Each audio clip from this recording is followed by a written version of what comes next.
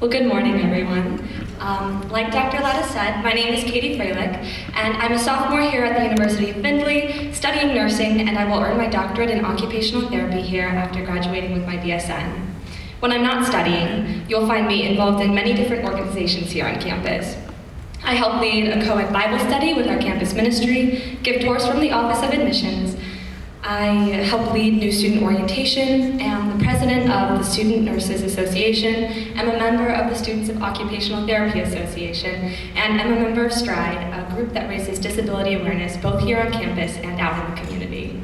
I also have a blast playing on a team in our annual intramural sand volleyball tournament, and I've gotten to go caroling with other students at Christmas time. The University of Findlay has given me an opportunity to passionately pursue my interests and grow in my relationship with God. I know that I would not be the same person if I'd chosen to attend a different school, and I truly believe that attending the University of Findlay was one of the best decisions I have ever made. I know that I and my peers will be prepared, like many of the classes that came before us, to give back to others while having a meaningful life and a productive career. Will you all please bow your heads and pray with me? Dear Lord, thank you for this beautiful morning and for the opportunity you've given us to gather in community this morning. Lord, please bless the faculty and students at the University of Findlay as we seek to glorify you in our work, our studies, our interactions with others. Thank you for the opportunity to come here and learn and grow. I ask that you bless our learning, our service, and bless our growth this year. Lord, we thank you for the countless blessings you've given us. Thank you for the food you've put before us, Lord. Please bless it to our bodies, bless those who prepared it, and be with us throughout the rest of this morning and this weekend. In Christ's name we pray, amen. Thank you.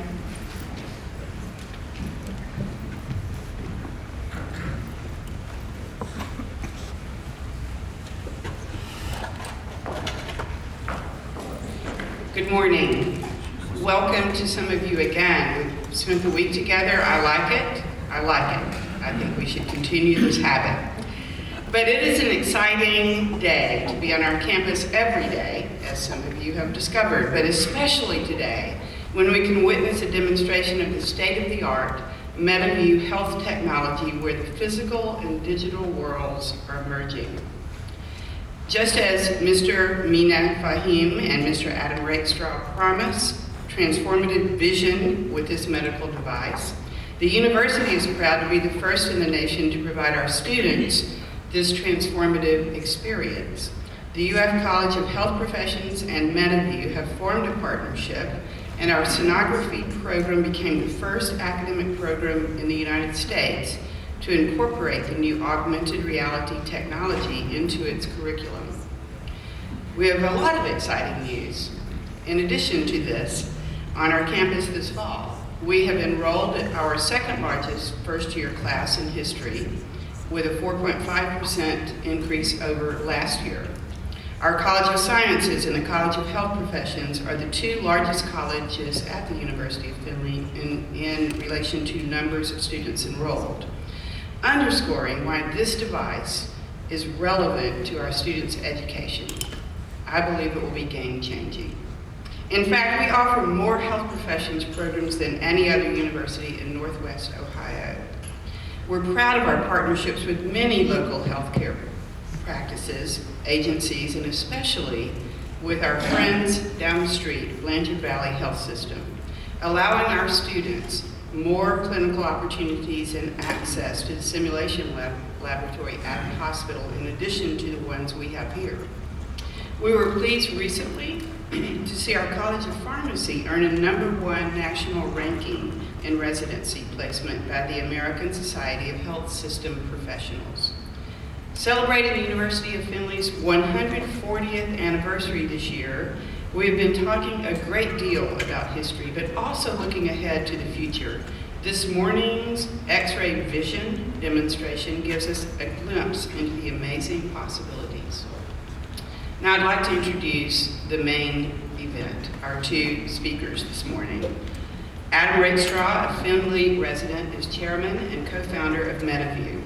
He is an accomplished medical device professional who has worked extensively with spine, trauma, oncology, pain, vascular, and imaging equipment. With a law degree, he also brings corporate, state government, and private practice legal experience to the team.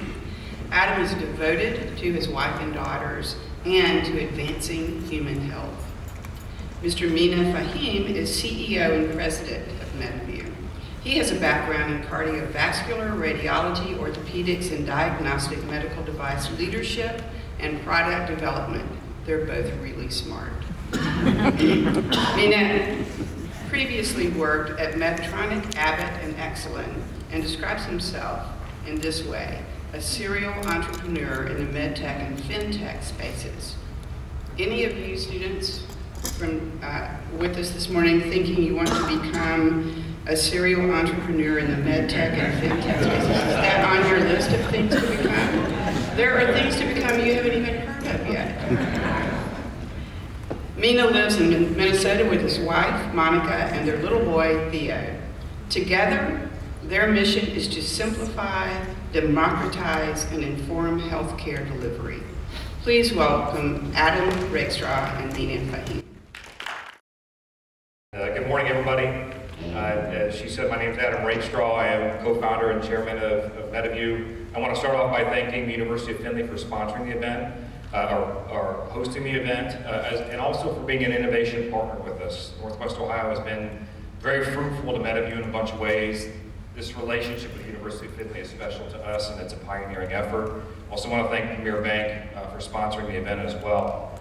What I'd like to do today is just kind of introduce you to the history of MediView and how something that is a global leader could come out of Northwest Ohio, what it was born out of, and what it looks like in its next phases. And then I'm going to turn it over to really the centerpiece of this show, which should be Mina Fahim, our president and CEO. So, as has been described, the picture behind me represents what MediView has built.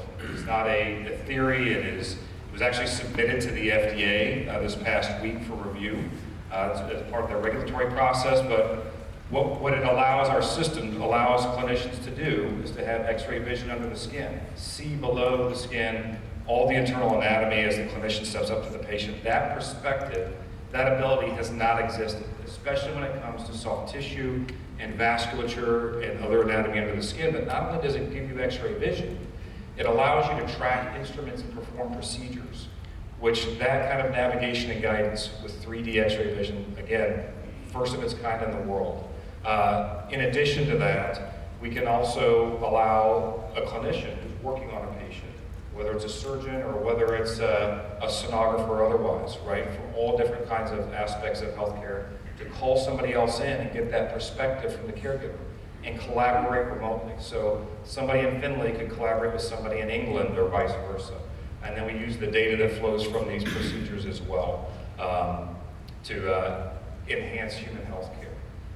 So how do you get an X-ray vision company that's a global leader coming out of Northwest Ohio? You know, there's a whole bunch of things that went into this that drove this success, and it's unique, and it's a great story to tell. On the screen, you obviously see me, not the prettiest face, and then John Black, our other co-founder. So John Black is actually up from just up the road, Bowling Green, Napoleon area.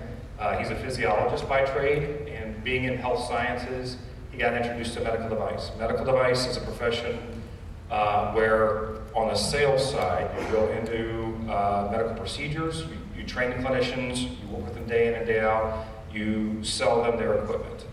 It's a long and hard job, and it can be very rewarding, but you're directly involved in both sales and patient care. My story's a little different. Out of tradition, followed my father, my grandfather into the practice of law, thinking that was what I wanted to do. Had a scholarship to law school, went right down the road to Ohio Northern. During law school, worked for Cooper Tire Rubber Company, doing transactional and product liability work. Graduated in the top 10 students in my class, ended up working for the 3rd Appellate District in Lyman, doing as a staff attorney for the state for 2 years. And then I came back and returned to Findlay, Ohio to practice with my dad and granddad. And after 2 years, I came to that realization that I wasn't satisfied. I was not professionally fulfilled. So my wife's in the back. I came home one day and I just said, I want to go to med school. And she said, like heck you are. And not in those terms either. We had a 6-month-old and a 2.5-year-old, and for our time of life, it was not going to fit us as a family.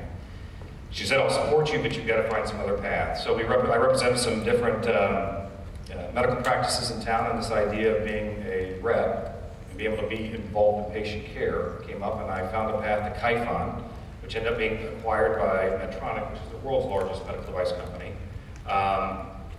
And that got me into a series of 7,000 procedures in my career. So, hence, John Black and Adam Rakestraw get to meet in ORs late at night, drinking day-old coffee, trying to work with clinicians and fight through different cases. We built up a relationship of mutual respect. John goes on to work for Orthofix. He gets a call one day to come up to Cleveland Clinic to see this augmented reality technology in late 2016. So in 2016, the Cleveland Clinic's working on some cutting-edge technology related to augmented reality. John Black and I sit down with Bob Evans and Lloyd Green. He says, come up and let's sit down and talk. He says, there's this thing that can give us x-ray vision in Cleveland Clinic. And I was, okay, all right, well, okay, John, let's go see it. Let's go check it out. Drove up to the Cleveland Clinic with John, put the headset on my head, and immediately realized the problem is solved for every clinician. Every doctor looks at a flat screen and tries to understand 3D anatomy. And some doctors are good at it, and candidly, some doctors are not. No disrespect if there's any doctors in the audience.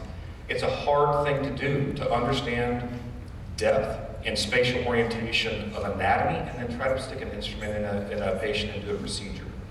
So with that, we looked at each other, we're going to start a company. So in early 2017, John and I founded MediView together and started working towards efforts to scale the company. At that time, we used personal funds, we used other resources from the state of Ohio, with the goal, in partnership with the Cleveland Clinic, of getting 5 in-human cases completed so that we could prove out to investors the utility of the technology. In April of 2019, we pitched at a conference, and I'll bring this, it'll come full circle towards the end. We pitched at a conference at the Cleveland Clinic, the Medical Capital Innovation Conference, and somebody was in the crowd that day. Somebody's actually a judge at that conference. Little did he know he was going to get sucked back to Cleveland sooner or later by these 2 guys that were trying to start this X-ray vision company. So what is unique about MediView is a couple things. You know, we started, as I said, we used personal funds, and there's resources out there to support a starting company. There's grants. Jumpstart in Northwest Ohio is really good to us. I mean, they gave us $50,000 in grants to start the company in addition to our personal funds. They provided entrepreneurial service providers to give you advice along that way of different steps to take, whether it was documentation, leads to funding, networking or otherwise.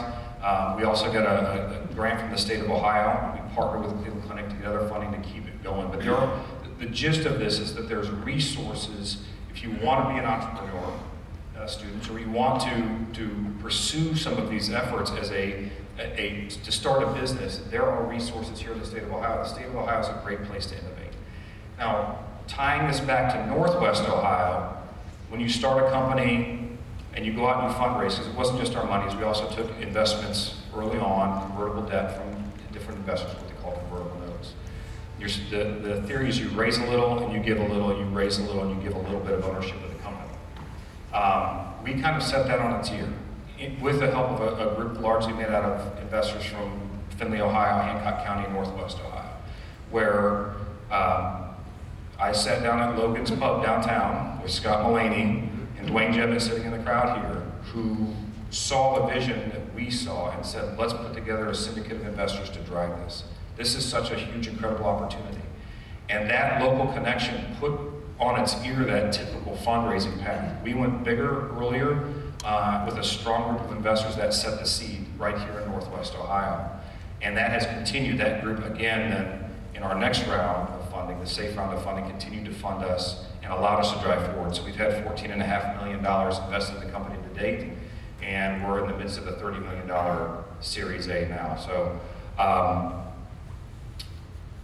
doing things differently in Ohio and pioneering has been our story all along. Part of that journey then, as the product came to market, was the University of Findlay then stepped up and said, we want to pioneer with you. We want to integrate these emerging technologies into our program.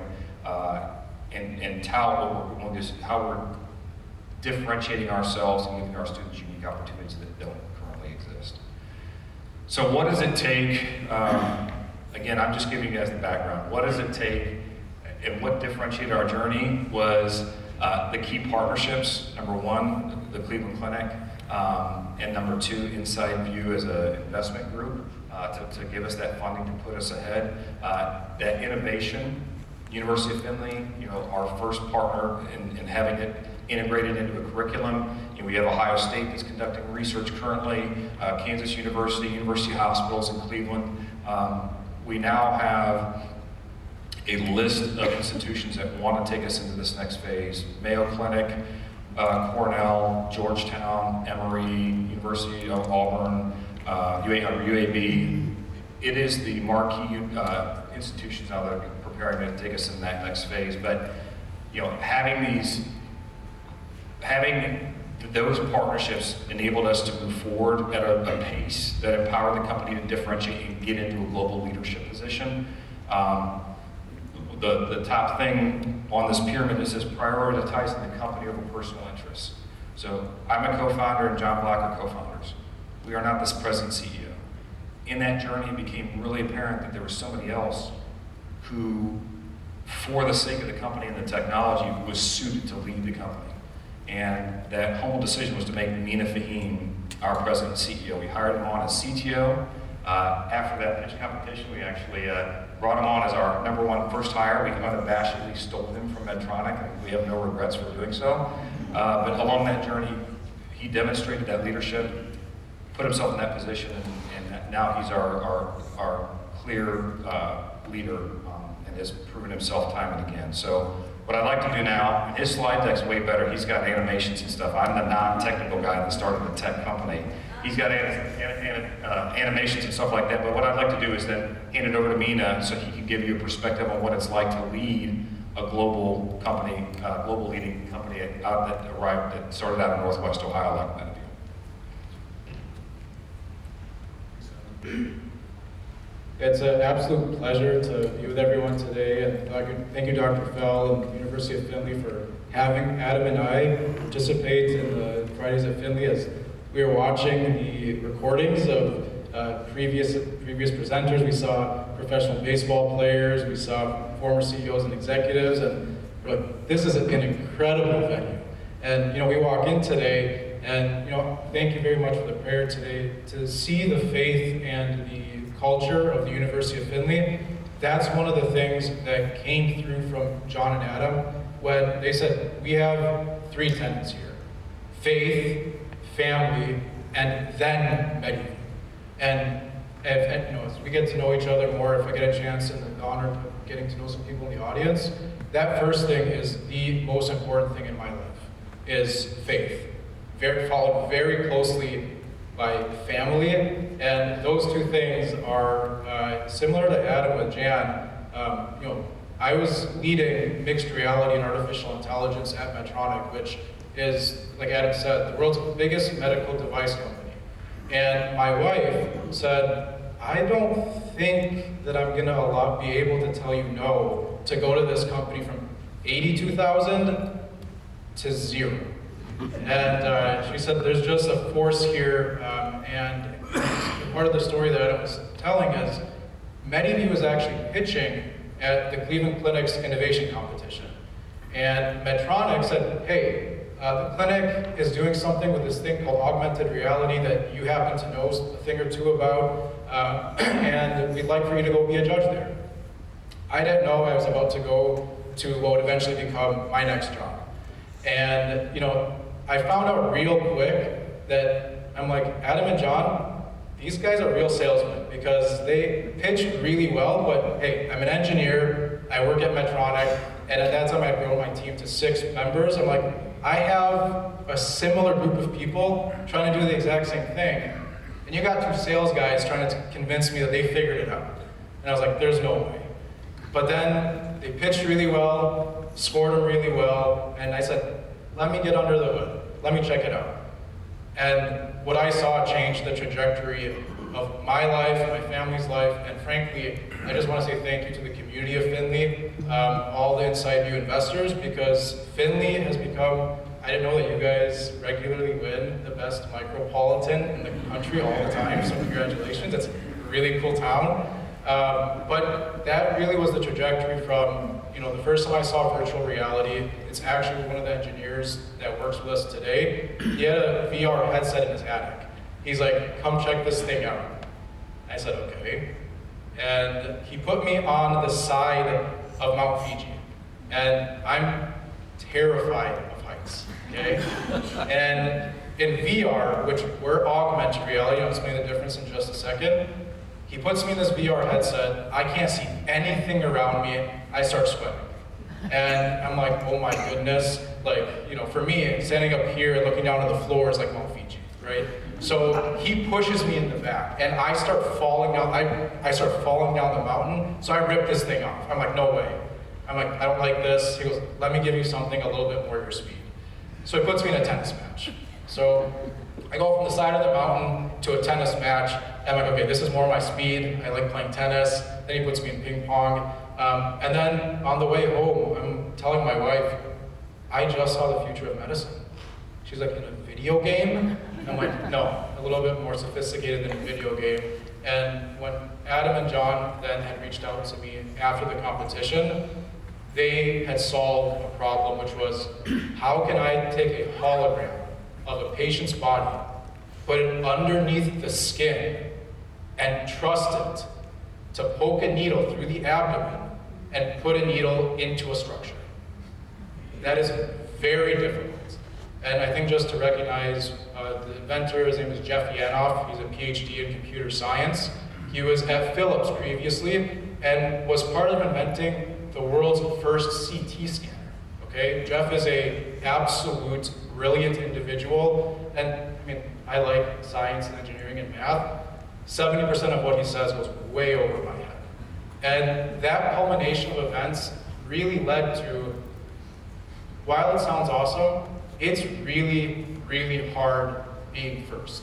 And when I was thinking about what we would talk about today, and we'll explain a little bit more MediView's technology, this seemed to be a very appropriate analogy, because just down the road in Dayton, Ohio, was the first successful flight in December of 1903.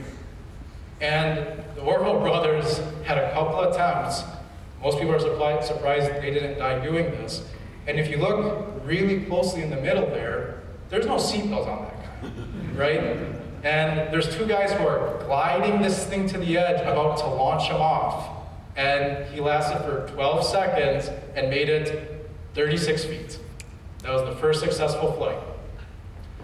And this is exactly how we kind of feel like today. And if you get into entrepreneurship, and I'm always happy to talk about this, is a passion area for me, they always say, you're building the plane as you're flying it in entrepreneurship. Now, Adam said that I'm leading this organization, but quite honestly, there's a group of people, including our board, Dwayne Jebbett and Scott Mulaney, who are helping guide the strategy and execution. You get Adam and I today, but there's 30 other members that are helping build this plane as we're flying it.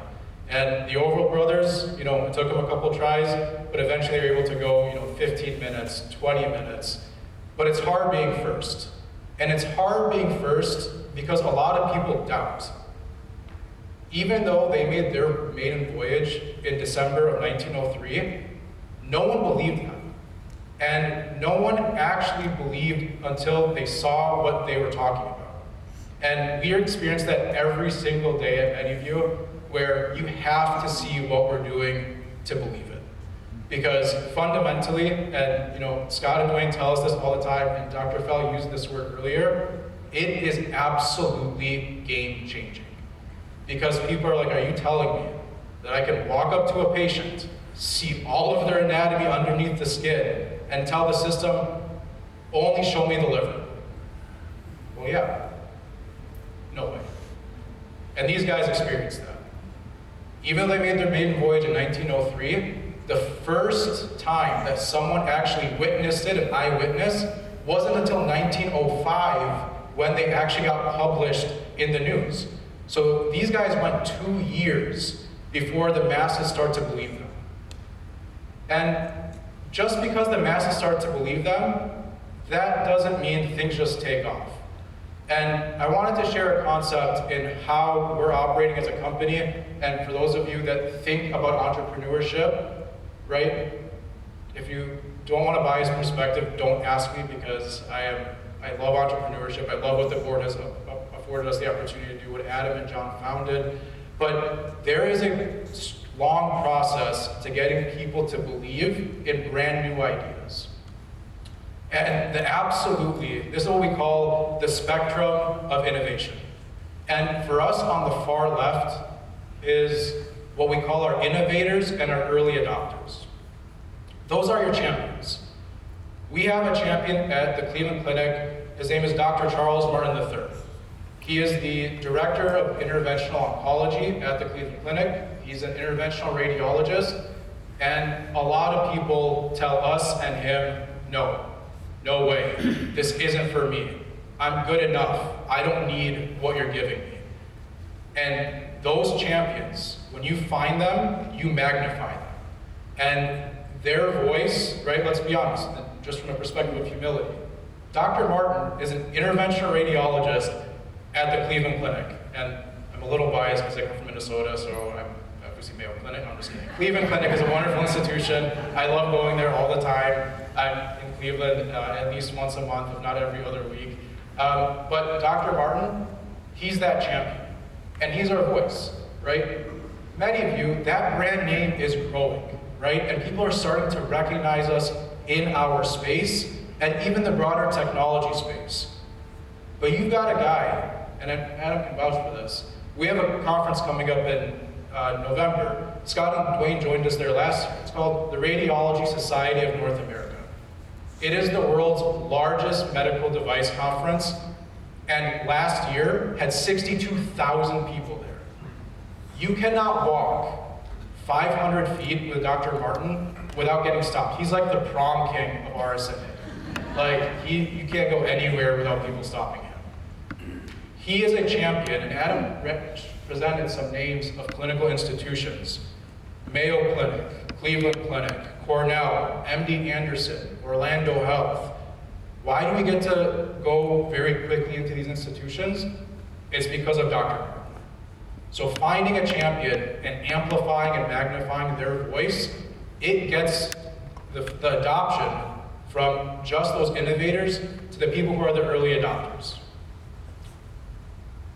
But along the way, there are doubters and detractors. And early on, before I really started to understand what this concept of the spectrum of innovation and adoption was, we hear the word no, and that can be deterring. It can be disappointing. I've changed my mindset to say, I'm excited when somebody tells me no. I'm excited when somebody tells MediView no, because that means you're actually onto something. It means that you're the Orville brothers who said only birds can fly. And they said, humans can fly too. So when we tell people we're going to give doctors x-ray vision and they say no, it means because they want to believe, but they can't believe. And you've got to manage those people. And just like our little friend at the top that says, looks interesting, or what are those weirdos doing, right? It's because there's interest and excitement and a little bit of skepticism, but just enough interest where they want to learn. And if you manage those doubters, you can push them over the edge, and they become the majority of them. But the toughest group to win over is your late majority and your laggards. And this perseverance is absolutely one of the key differentiators in entrepreneurship for what succeeds and what fails. But we'll say this, and I'll give you a quick story. You convert a detractor, they become your biggest champion, and you absolutely win. A quick story for you all. So when I was at Medtronic, I went through this with our internal executive management team. I had some people that said, yeah, we believe in augmented reality. Then we had people, no way. You want a doctor to put a video game on his head? Never gonna work. There was a guy named Tony Rorvik, I can use his name, he's a very good friend of mine now. He was one of those people. He was in charge of advanced development. He said, a doctor's never gonna wear that thing, Nina. No, we're not doing that. I said, okay, sounds good, thanks. But in the background, Ross Henriksen and I, who's now one of our engineers at MediView, I did not steal him. For anyone in HR that thought for solicitation, I did not solicit Ross from MediView. But in the background, we said, okay, we'll find a different way. We were lucky enough to have a champion in our division that was the vice president of R&D, and she came from a software background. Medtronic at the time had a portfolio gap, meaning they needed a solution in a competitive space, and they didn't have an offering in it. And we said, this can be our differentiator in this space. She said, all right, here's $10,000. You're not allowed to spend any of your time during the day working on this, but nights and weekends and mornings, if you want to try it, all right, here's 10K. So thanks, Pat. Really appreciate it. Nonetheless, we took that money. We got what is called the first HoloLens, right? So HoloLens is a Microsoft product. It's an augmented reality headset. It's like a super advanced Xbox that you put on your head, right? That's what a HoloLens is. Anyways, we're told, you have 7 weeks. Either you build something and it works to show it to Omar Ishrak, who's the CEO of Medtronic at the time, and if there's something there, we'll give you a little bit more funding. And if it's not, this is dead and we're not going to do it again. I'm not kidding you. The night before the presentation, we were sitting in this room at 9:30 at night. I did not have a kid at the time. And my wife's texting me, dude, it's 9:30 p.m., where are you? Right? And Ross and I are sitting there, and we took a 20-year-old piece of technology, got it talking to the headset, and came up with a functional prototype to present the next day. Long story short, we got to see Tony Rorvik in front of the Medtronic CEO say, you guys got a long ways to go, but you got something. We had 7 minutes with him. He said, you got a long ways to go, but you got something. Tony, who has said no, at the next quarterly meeting that we had, we ended up being able to fund an initiative at about $3 million over the next 2 years. And I give you that story for 2 reasons. One, Tony, who was our biggest detractor, became our biggest advocate for funding, but I'm also sharing that because that's what I left to come to MediView, a group that I started to build something internally at the world's biggest medical device company, to join Adam and John on this journey to build something very special. And it's because MediView had solved the most difficult part of this solution to actually give doctors X-ray vision. Where's MediView along this curve today? We're right with our early adopters, right? You see that shark right in the middle of the chasm? We're about to move into another stage of development we've got to now win our early majority. And Dwayne Jeppet's in the back of my head, and I'm sure if John's in the audience, he goes, all right, how many deployments? How many sales are we at? And that's when we're getting into the early deployments and early majority. And you cross that chasm, and things are just a waterfall after that. So we're not there yet, and there's still risk associated with it, but frankly, that's part of the joy of entrepreneurship. Adam hit on this, but to persevere through that chasm, to manage those doubters, to flip those detractors, you have to have inspiration. You have to have inspiration to persevere. And for us, what we all align on is very simple. Better care for more patients. Today, this picture of Dr. Martin, who was humble enough to let us take this of him, it's all wrong. He's doing this, trying to stick a needle into a patient. I don't know about you, but that's kind of scary to think about. Because the way he relates it is, it's like you're driving blindfolded while trying to read a text message. Very dangerous, and can lead to a lot of really bad things. And those limitations, they cause only 24% of patients that should be getting a less invasive, less painful surgery to get that option. That other 75% of cancer patients either get chemotherapy, surgical resection, meaning they have to cut them open and cut the cancer out, or they don't get care at all. And there's a huge clinical study going on right now For those of you that like science and clinical studies, feel free to go to clinicaltrials.gov and look up the study called Collision. That's my plug for the study. The clinical trial is called Collision. And here's what it's doing. It's saying, can a much more minimally invasive procedure be as good as the gold standard today? Can I stick a needle through the abdomen to kill cancer instead of having to open the abdomen and cut out the cancer? And the results are very exciting. They are showing that ablation, meaning I'm going to freeze or burn cancer to kill it, is just as effective as cutting it out. That's a huge deal in this space. That means that more of that 75% is going to have faster recovery time, a better quality of life, and it's a less painful procedure for the patient. The problem is, it's being done by the best doctors in the world. So now the whole industry is asking the question, how are we going to amplify or multiply the skills of the best clinicians to the rest of the world? And they're looking at MediView, and they're saying the problem isn't the ablation tool, right? The problem isn't being a good driver, right? You've got to be a good driver, right? But to get from point A to point B, if I don't got a navigation system, just a quick story, we were just in Italy with my family, and I was like, how do people walk around without Google Maps? And I was like, they had paper maps at one point. And that's what clinicians are asking for. They're like, we don't need a better car, we need a better navigation system. And that's where they see MediView's impact. Instead of having to look at, like Adam said, black and white, flat, 2D screens that are super grainy, they now get to see in full depth 3D, to go from puncture to placement to performance much more confidently. And that's the one thing that we're delivering at MediView is confidence and effectiveness. It's not about the technology. It's about the benefits that we're giving to clinicians that ends up benefiting patients. And it's on purpose that we're repeating this slide because this is everything that MediView is. X-ray vision for clinicians when they're performing surgery. And it was truly born out of the inspiration to provide more patients better care.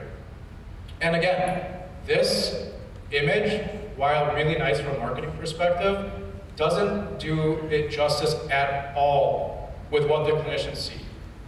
At this point, we've performed nearly 30 in-human procedures in the spine, gallbladder, liver, kidney, and spleen.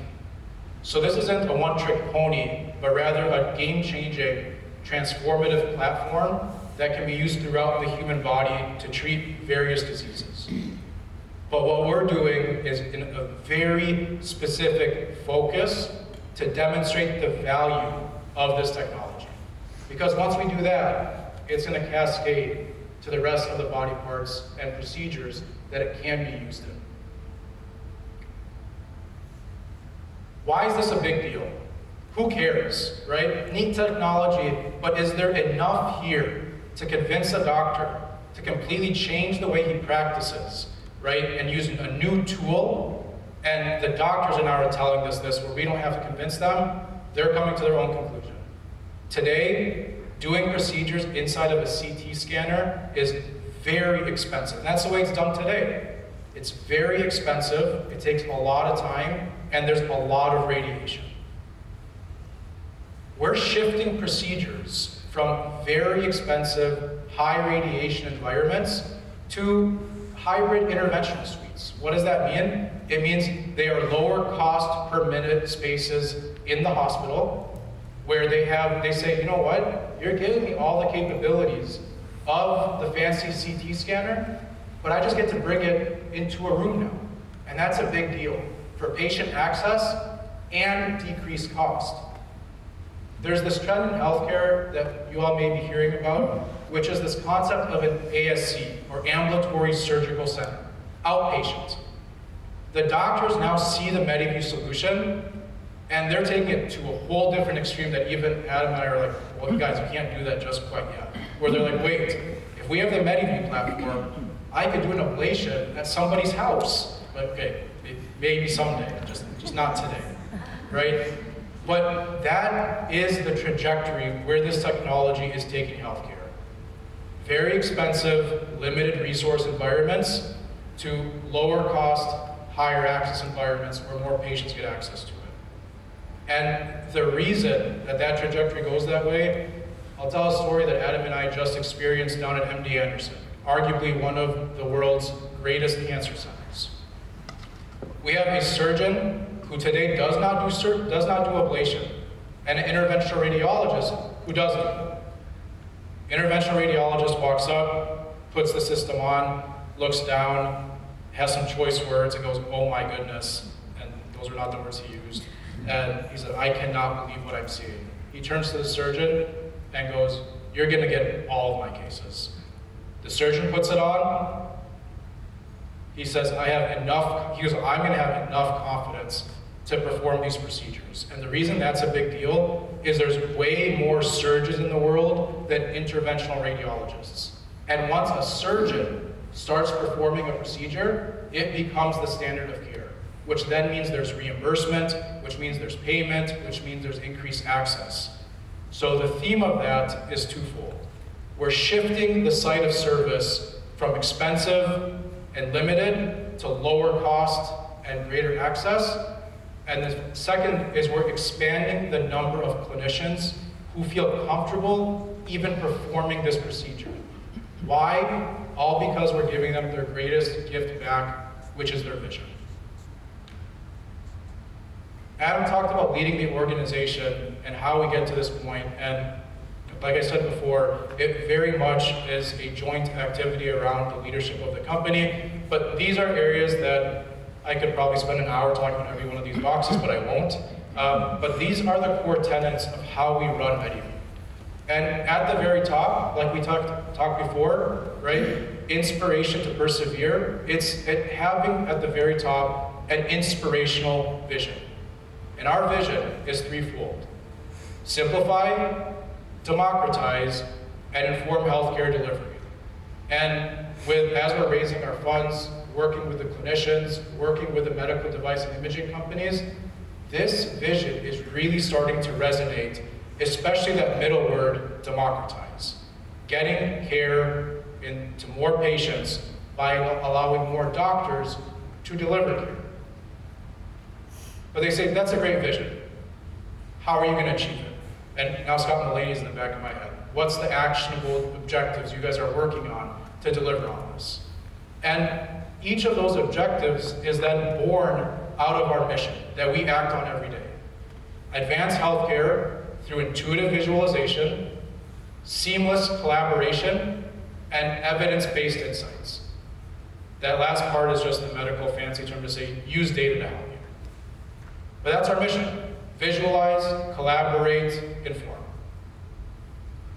From there, the biggest thing that's critical that we're measured on, that our staff are measured on every single day, is execution.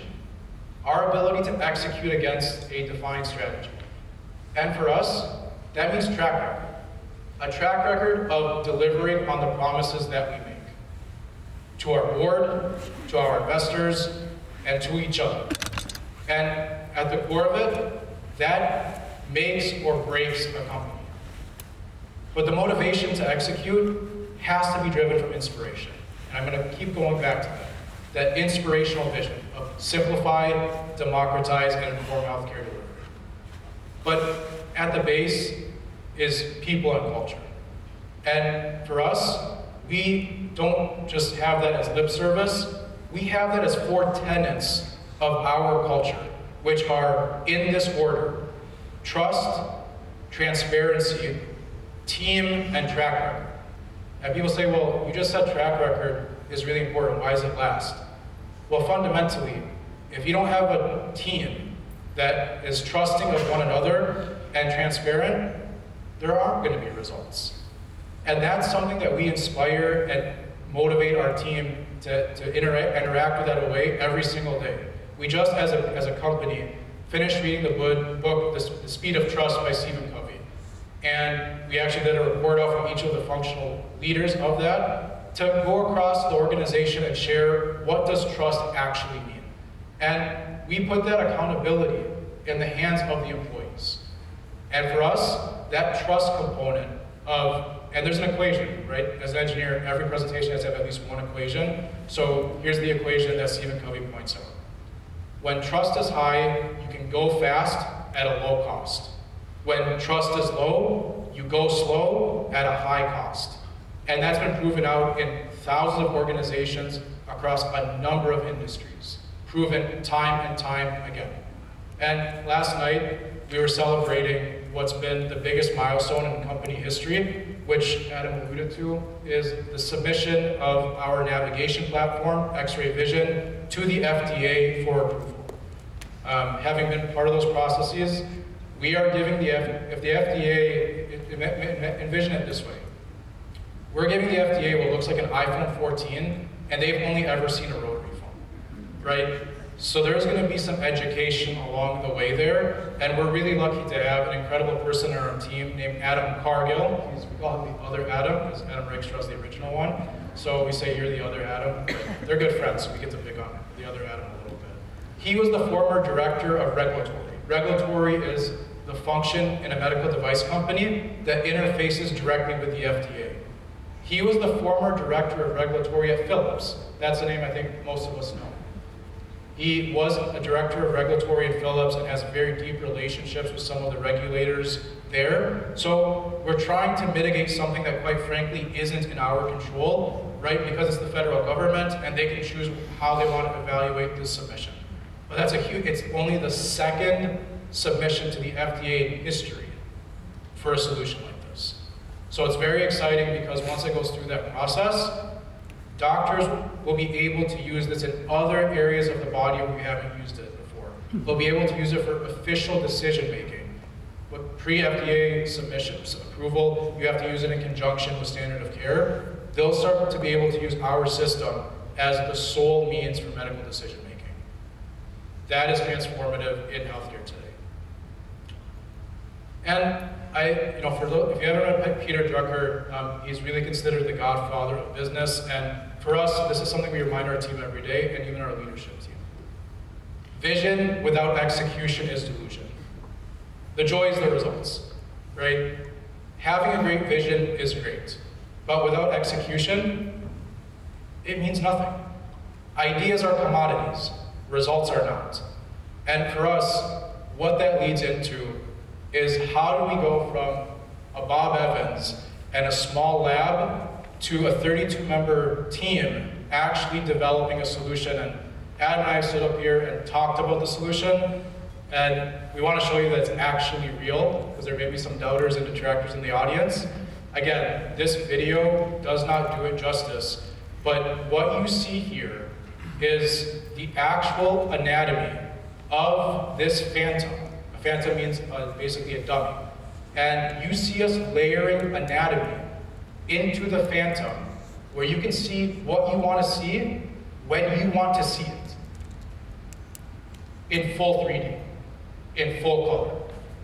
And not just the anatomy, you see the tool. And it's like a lightsaber, right? So you can see that instrument when it's outside the body, but what about when it goes inside?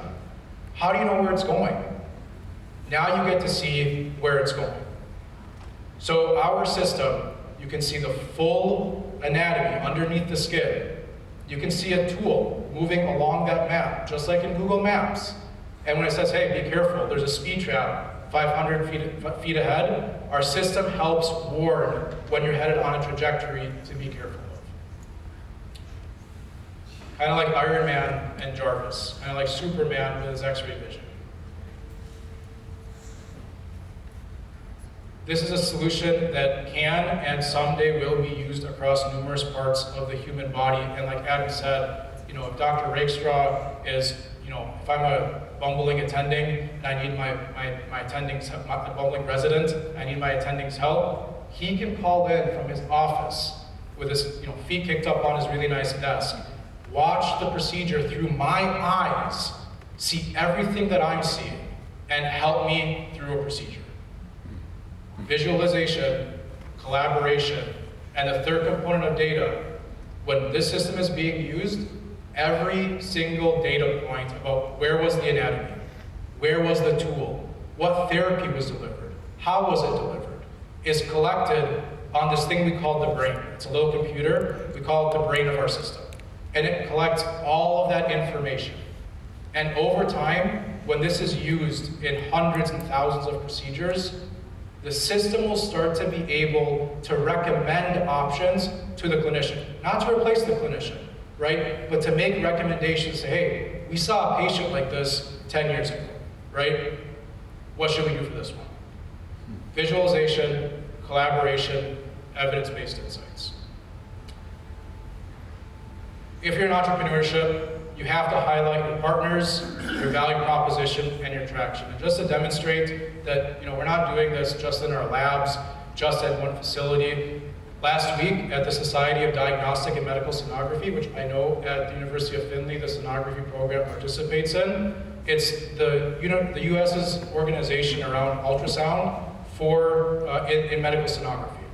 And we hear our customers, I'm not going to read the quotes up there, but feel free. You'll see that it surrounds three things: simplify, democratize, and inform. And at that conference last week, Ohio State University did a live on-stage presentation with our system where they are doing a head-to-head study showing the ergonomic benefits of, hey, for clinicians, for sonographers, for students, ergonomics are actually better with the MediView system compared to the systems they have today. So you see some of the same names up there that Adam talked about, and I won't repeat them, but we're not doing this alone. And it comes with a level of humility, but also pride in what we're building. There's pride in the solution of getting it to market, but humbly, we are also dependent and rely on the help of our partners. And we've got some incredible ones. We have a partnership with GE Healthcare in ultrasound and x-ray and fluoroscopy, where we get to bring their data directly into the MediView solution. We get to interface with J&J's ablation solution, meaning their needle that kills the cancer, we get to bring it into our platform. What does that do for us?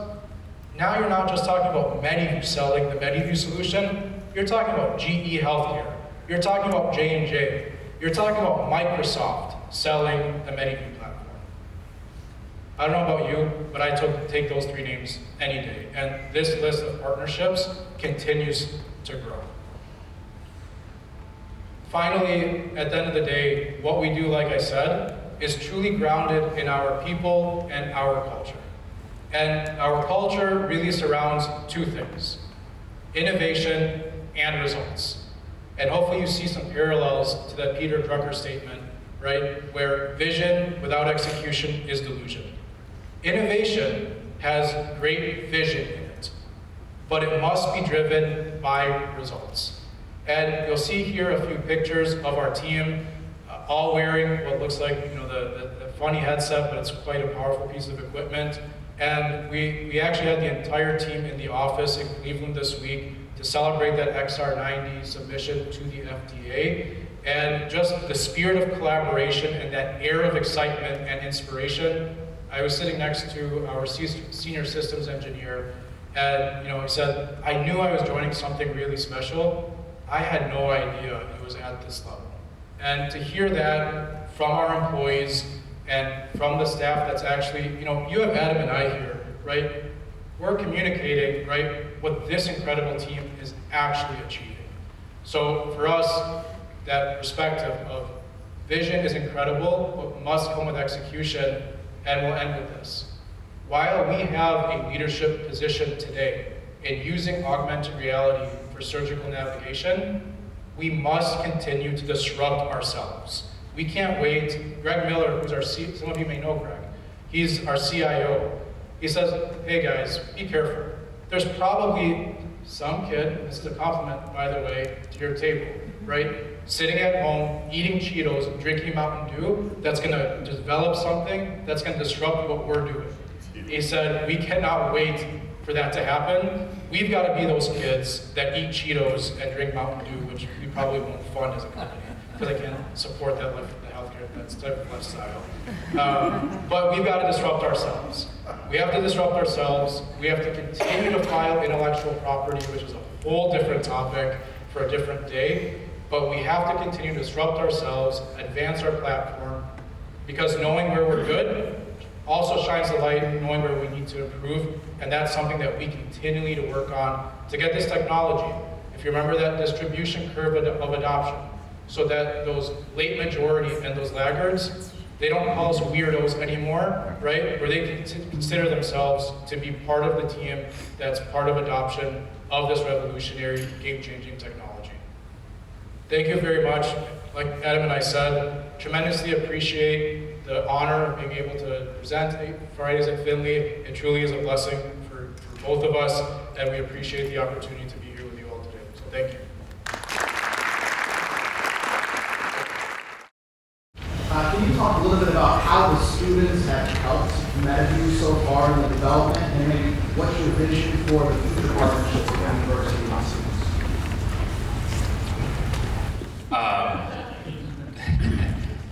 The students are great because you get candid and transparent feedback. So when you've got a foundational technology like we're trying to launch right now, how the person, the user interacts with the system is critical. Like Nina said, you're handing an iPhone 14 to somebody that's got a Razr flip phone or a rotary phone. And they put it on their head, it has to be intuitive, and the way the system interacts with the user and the user interacts with the system is critical to that. These starts up and it's intuitive to interact with that. So the students get the fundamental experience. It's something that's going to be emerging and growing in the healthcare industry, and then they get to give the company that critical feedback that we can then extrapolate and put back into the product to make it a better product. So it's really a mutually beneficial scenario, both for the student and for the company. That's again why the partnership, the innovation partnership with the University of Findlay has been so critical for MediView.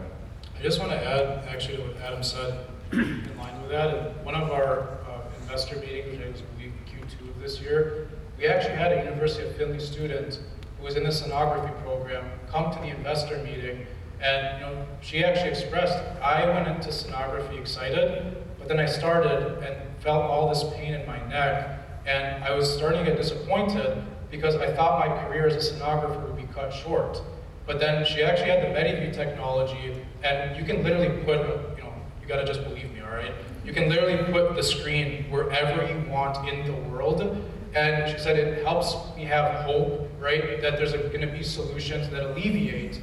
The biggest problem in medical device today is a $24 billion problem around ergonomic injury to sonographers. Right? So, like Adam said, they give us the feedback on what's good and what's bad and where we fell short, and so we can improve on it. But they also become honestly, the voice of the user that says, this is why this is valuable. Frankly, starting out with the students who then will come to expect this in their practice, that's a huge benefit to us because they train on it, so they're going to expect it.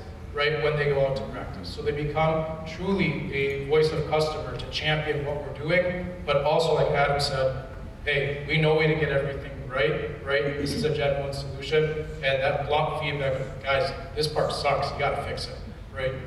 That blunt feedback is really helpful. Yeah, thank you.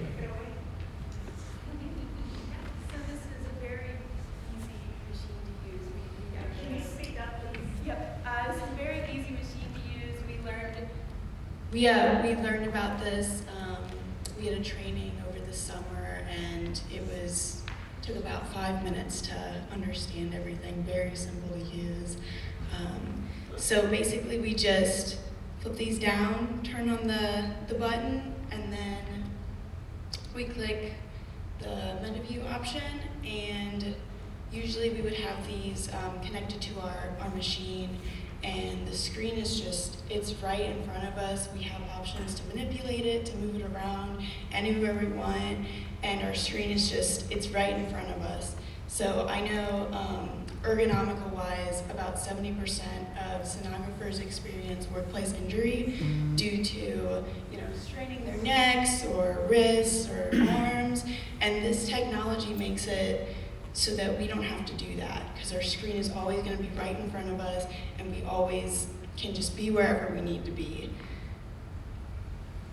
Yeah, no, I think that was one of the first things that I noticed when we had this training session, was that using it while we're scanning is much easier than when we have to constantly turn our necks to look at the screen.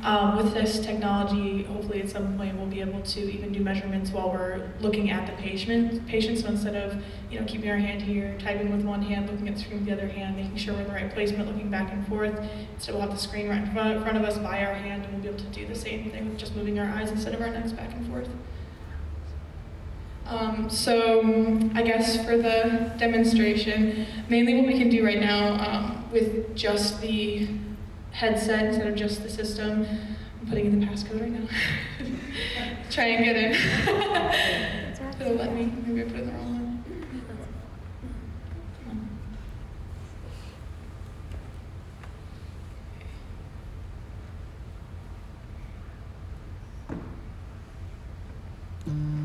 So what's really interesting about this too is that there's actually a speaker that only I can hear. It's kind of interesting and kind of freaks out a little bit. I'll be standing right next to her and I can't hear what she's hearing. And another cool thing about this is I can use my speech to be able to do certain things. So right now I'm opening up the sonography screen, just the scanning option. We don't have the machine with us, so I can't see the full screen, but if I click the information option and it opens up a sidebar, if I say close, it'll close that option. Yeah. There you go.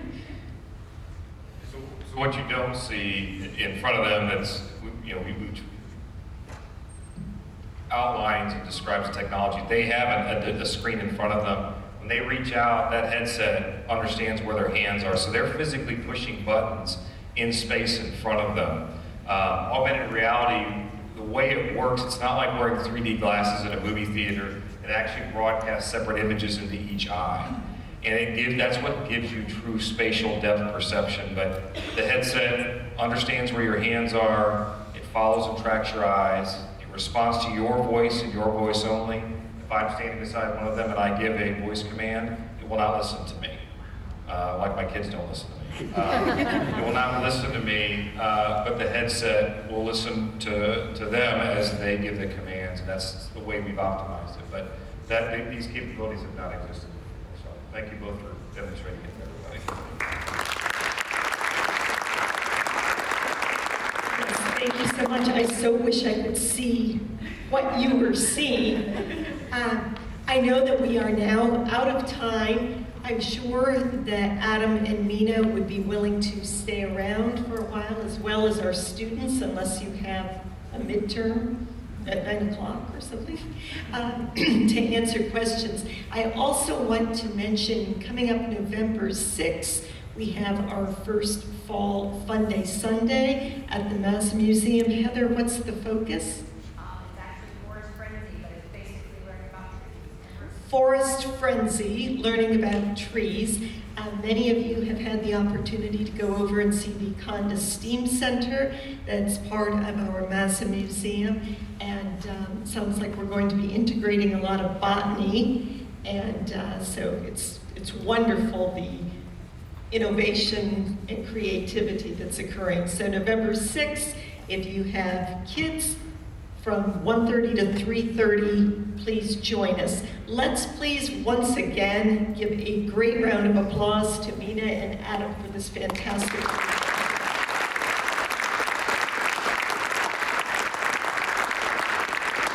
So thank you so much for joining us, and thanks Premier Bank, and have a wonderful day.